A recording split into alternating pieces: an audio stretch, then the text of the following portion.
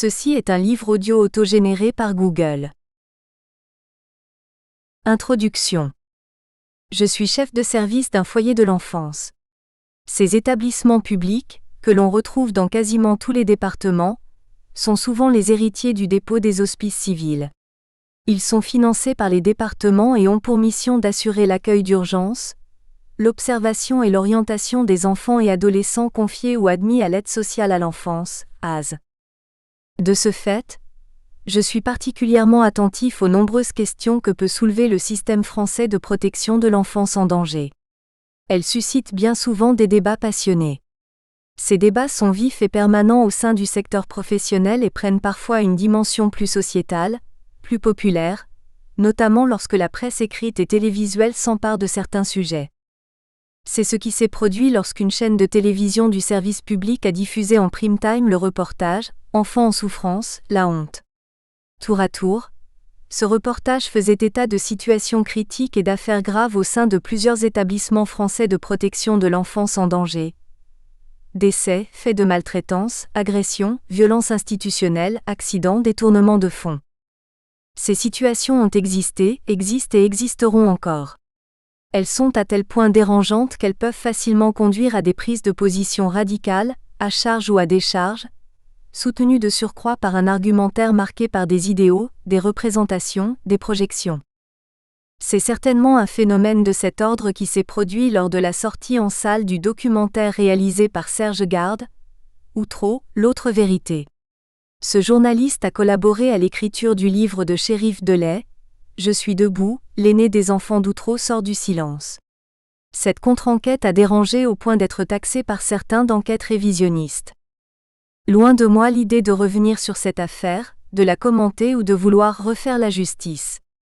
Je n'en ai ni le souhait, ni la légitimité, ni les compétences. Pourtant, en regardant ce documentaire, il y a quelque chose qui saute aux yeux et aux oreilles.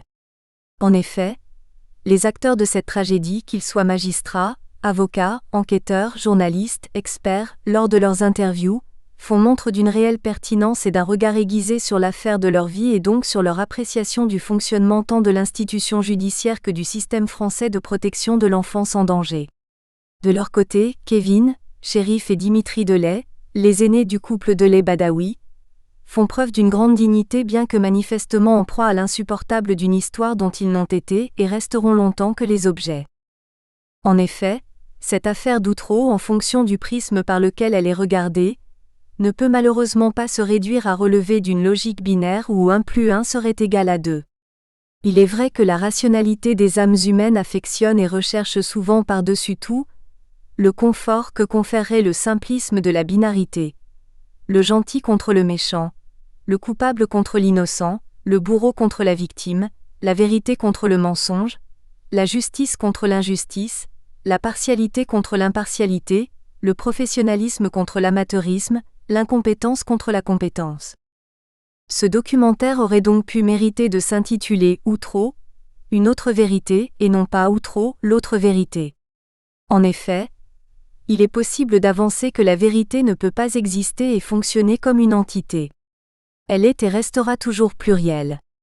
C'est bien là que réside l'intérêt de ce documentaire qui a le mérite de participer au renforcement de cette pluralité, en y apportant ces fragments de vérité judiciaire, de vérité populaire, de vérité médiatique, de vérité médicale, de vérités émotionnelles et surtout, de vérité subjective. Au-delà de celui de Chérif Delay, il existe de nombreux ouvrages proposant des témoignages de jeunes gens qui ont été concernés par l'aide sociale à l'enfance à un moment donné de leur enfance ou de leur adolescence. Ces témoignages sont toujours très instructifs quant au vécu subjectif de leurs auteurs. Ils deviennent alors immédiatement essentiels pour les professionnels du secteur de la protection de l'enfance en danger, qui acceptent l'idée de pouvoir s'y reconnaître et donc de s'en enseigner. À travers leurs récits souvent poignants, Céline Raphaël, maltraitée par un père chef d'entreprise qui voulait faire d'elle une pianiste virtuose, l'ISL, placée et déplacée de familles d'accueil en foyer, Abdulmalek Feuzi, adolescent migrant d'Afghanistan, rendent public et tentent de partager des bribes de leur trajectoire personnelle. Au fil des pages de ces livres témoignages, j'ai souvent ressenti l'envie de pouvoir converser avec ces jeunes gens. Je me disais parfois qu'au-delà de pouvoir leur demander d'approfondir certains aspects de leur récit qui m'intéressaient particulièrement, j'aurais aussi apprécié de pouvoir essayer de les interpeller quant à ce qui fait l'essence même de tout vécu, sa subjectivité. Essayer ainsi de leur dire, s'ils n'en avaient pas déjà conscience, que leur témoignage révélait sans aucun doute leur vérité, mais que celle-ci n'était peut-être pas complètement réductible à la vérité. J'aurais souhaité pouvoir le leur dire tout en leur assurant que mes remarques et mes réflexions n'entachaient en rien la pertinence et l'intérêt de leur récit. Fort de ces réflexions, j'ai décidé d'initier un projet de publication relatant des conversations récentes avec 4 jeunes adultes que j'ai connus dans l'exercice de mes fonctions, lorsqu'ils étaient mineurs. Le foyer de l'enfance dans lequel je travaille propose des modalités de placement diversifiées. Il y a ainsi plusieurs unités d'internats éducatifs d'accueil d'urgence, foyer, des familles d'accueil d'urgence, une classe, ainsi qu'un dispositif de suivi et d'accompagnement individualisé pour adolescents. C'est essentiellement dans le cadre de ce dispositif que j'ai rencontré les jeunes gens qui ont participé à ce projet. Il convient donc de préciser que ce dispositif s'adresse à des adolescents qui, du fait de leurs problématiques, ne parviennent pas, ou plus, à s'inscrire ordinairement dans le dispositif départemental de protection de l'enfance en danger. L'accompagnement éducatif qui leur est proposé tente donc de se soutenir de l'instauration d'une relation nouée avec un éducateur qui accompagnera l'adolescent quelle que soit sa situation et son lieu de résidence. Certains adolescents n'ont pas de domicile fixe et ou se trouvent en situation d'errance. Ce dispositif s'adresse donc aux adolescents pour lesquels la réponse de placement est inopérante à ce moment précis de leur parcours. Je ne saurais assez remercier Sonia, Stéphane, Nounours et David d'avoir accepté de participer à ce projet et donc de se repencher sur une histoire familiale, des souvenirs, des difficultés d'existence, des rancœurs, des incompréhensions, des drames, des joies, des espoirs. À travers ces 4 conversations, se dessine par petites touches le portrait de jeunes gens qui ont courageusement accepté de partager leur vérité. Ils se sont engagés dans ce projet, avec le souhait immédiatement annoncé de se rendre utile à d'autres, celles et ceux qui les liront. Puisse donc cette publication essayer de contribuer modestement à une mise en lumière de la complexité des réponses aux questions très sérieuses que ne manque pas de soulever le système français de protection de l'enfance en danger. Souhaitons qu'elle tende à pouvoir servir de point d'appui à la réflexion d'adolescents qui se trouvent dans des situations telles qu'eux-mêmes l'ont été, aux professionnels du secteur, magistrats, travailleurs sociaux, soignants, enseignants, mais également à toutes celles et tous ceux que l'humain intéresse et qui ne voudraient pas l'enfermer trop vite dans des catégories ou des prêts à penser. Stéphane. Stéphane a 21 ans. Pour quelque temps encore, il vit en colocation dans un appartement qu'il partage avec son frère aîné qui est âgé de 24 ans. Il travaille depuis 2 ans comme plongeur dans un restaurant d'entreprise géré par un établissement-service d'aide par le travail. Il est toujours soutenu par un service d'accompagnement pour adultes en situation de handicap. Te souviens-tu des motifs qui ont justifié l'intervention d'un juge des enfants te concernant ? Oui, j'avais des problèmes de famille. C'était très compliqué. Je ne me souviens plus exactement quel âge j'avais, peut-être 6 ou 8 ans. Mes parents étaient divorcés, et mon père avait un problème d'alcoolisme. Je ne me souviens plus très bien. Je sais que j'étais dans une école spécialisée, un institut médico-pédagogique, IMP, où je passais la semaine en internat. J'y suis restée jusqu'à mes 14 ans. Au départ, je rentrais chez moi les week-ends et les vacances. Après, je ne rentrais plus chez moi, même pour les week-ends. J'allais dans une structure d'accueil pour enfants où l'on faisait des activités. J'y suis restée un bon moment. Je ne voyais plus du tout ma famille à cette époque. C'était une décision de l'aide sociale à l'enfance. Pendant 30 ans, mon père a travaillé comme peintre dans une entreprise du bâtiment. Il a dû arrêter à cause de sa santé. En raison de son problème d'alcool, mon père ne pouvait pas être là pour moi. Avec les effets de l'alcool, il n'était pas lui-même. Il ne pouvait pas assumer son rôle. Par exemple, un jour où il devait m'accompagner pour prendre le bus qui devait me conduire à l'école, il s'est oublié, il ne s'est pas réveillé. Je n'ai donc pas pu prendre le bus pour aller à l'école. Mais ta mère n'avait pas de difficulté avec l'alcool, et tes parents étaient séparés. Tu aurais donc pu vivre avec ta mère? Ma mère travaillait dans une entreprise de nettoyage. Elle avait un salaire. Ce n'est pas qu'elle ne voulait pas m'assumer, mais elle voulait que je sois placée pour que je reste loin de mon père. C'était compliqué pour elle de tenir mon père à distance, alors que le juge avait décidé que je ne devais plus le voir. Il venait tout le temps chez nous, alors qu'il n'avait pas le droit.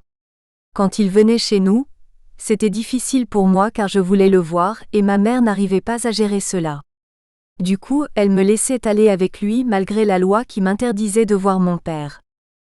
Le juge était également inquiet à cause de l'un de mes oncles paternels. Il me bourrait le crâne à cause des éducateurs. Il ne les aimait pas. Il me disait que les éducateurs c'est la merde. Il me disait aussi de ne pas aller à l'école. Il disait qu'il avait vécu la même chose que moi, et qu'il ne voulait pas que j'en passe par là moi aussi. Mon oncle a été placé quand il était jeune. Je ne sais pas très bien dans quel type de structure. Ce que je sais c'est qu'il a été interné en hôpital psychiatrique plusieurs fois. Il y a des moments où il ne va pas bien. Il fait des crises de colère. Dans la famille de mon père quand ils étaient enfants c'était difficile. Peut-être encore plus difficile pour eux que pour moi. Ils étaient 8 frères et sœurs. 6 garçons et 2 filles. Ils ont quasiment tous été placés. L'un de mes oncles était dans un foyer pour délinquants. Mon père et un autre de mes oncles ont été placés dans un foyer qui ressemblait à une maison de redressement. Comment vivais-tu la situation? Le fait que le juge ait décidé de te placer. Comprenais-tu les raisons que le juge mettait en avant pour justifier ton placement? Je me souviens du premier juge. C'était un barbu. Je vivais mal le fait que le juge veuille me placer. Je n'acceptais pas le placement en foyer. Je voulais rester chez moi. L'idée d'être dans un foyer m'était insupportable, l'idée de vivre avec des gens que je ne connaissais pas, dans un lieu où je ne me sentais pas chez moi. Je voulais être avec mes parents. Enfin, j'étais proche de mon père alors que mon frère était plus proche de ma mère. Ce n'est pas que je n'aimais pas ma mère, mais j'étais plus proche de mon père. C'est comme ça. Je ne supportais pas de ne pas être avec mon père plus souvent. Même à l'internat, je supportais difficilement la séparation. En plus, à l'IMP, il y avait des enfants qui rentraient tous les soirs chez eux avec une navette. Moi, on me disait que je ne pouvais pas à cause des difficultés qu'il y avait à la maison. C'était la galère. Entre-temps, il y a eu une autre juge que je n'appréciais pas du tout non plus car elle non plus n'était pas compréhensive. Il y avait des problèmes à la maison, mais à part le placement, il aurait pu y avoir d'autres solutions. Je comprenais ce que disaient les juges, mais cela ne justifiait pas forcément un placement. Pour moi, il aurait pu y avoir d'autres solutions, comme cela a été le cas plus tard avec un juge qui a été plus compréhensif que les autres auparavant. J'ai souffert quand même. J'étais toujours en larmes à l'IMP. D'autant qu'au départ j'avais le droit à des appels téléphoniques de mon père et de mon oncle, et qu'après je n'ai plus eu le droit de leur parler au téléphone. J'étais en colère.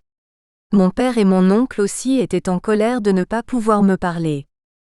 Les appels ont été interdits après que les éducateurs de l'IMP aient signalé à l'aide sociale à l'enfance que lorsque mon père était saoul, il pouvait vite partir dans la vulgarité, mon oncle aussi. Mon père me parlait de choses, il mélangeait des choses. Il n'était pas toujours très cohérent. Parfois, il partait dans les insultes envers les éducatrices. En plus, cela a eu pour conséquence que ma colère se reporte sur ma mère.